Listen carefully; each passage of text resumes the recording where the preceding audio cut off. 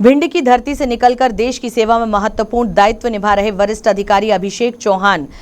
अन्वेषी निदेशक, रक्षा मंत्रालय, भारत सरकार द्वारा लिखित पुस्तक उड़ चलें अपने देश परिवर्तन की आहट को लेकर भिंड में प्रेस वार्ता आयोजित की गई। इस दौरान लेखक ने पुस्तक के उद्देश्य, विषय वस्तु और समाज में सकारात्मक परिवर्तन की आवश्यकता पर विस्तार से चर्चा की। प्रेस वार्ता में अभिषेक चौहान ने बताया कि यह पुस्तक केवल एक साहित्यिक कृति नहीं बल्कि समाज और विशेष रूप से भिंड की वास्तविक परिस्थितियों का आईना है। पुस्तक में भिंड की सांस्कृतिक विरासत, सामाजिक मूल्यों, प्रतिभाओं और सकारात्मक पक्षों के साथ साथ उन चुनौतियों एवं कमियों का भी उल्लेख किया गया है जिन पर गंभीर चिंतन और सुधार की आवश्यकता है। उन्होंने कहा कि किसी भी समाज का विकास तभी संभव है जब वह अपनी अच्छाइयों पर गर्व करने के साथ साथ अपनी कमियों को स्वीकार कर उन्हें दूर करने का प्रयास करें। उड़ चलें अपने देश परिवर्तन की आहट इसी सोच को आगे बढ़ाने का प्रयास है जिससे समाज में सकारात्मक बदलाव की चेतना जागृत हो सके। प्रेस वार्ता के दौरान लेखक ने युवाओं से भी संवाद किया और उन्हें राष्ट्र निर्माण, सामाजिक जिम्मेदारी तथा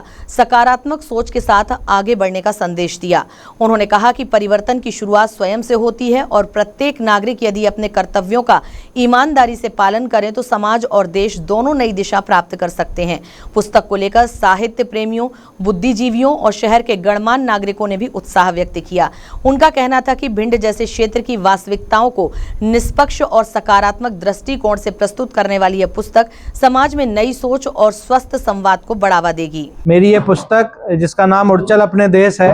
ये पुस्तक मैंने मूलतः ब्रज बुंदेलखंड के ग्रामीण क्षेत्र के युवाओं को प्रेरित करने के लिए लिखी है। तो मेरा आप सभी से आग्रह है कि इस मेरे संदेश को ज़्यादा से ज़्यादा तक लोगों तक पहुंचाएं। इस पुस्तक के माध्यम से मैंने भारत के ग्रामीण तबके को, चूँकि भारत का जो ग्रामीण तबका है प्रकृति का शुद्धतम रूप इन्हीं तबकों में देखने को मिलता है और भविष्य में आने वाली प्राकृतिक आपदाओं और जलवायु परिवर्तन के संकट को, जिसको मैं अपने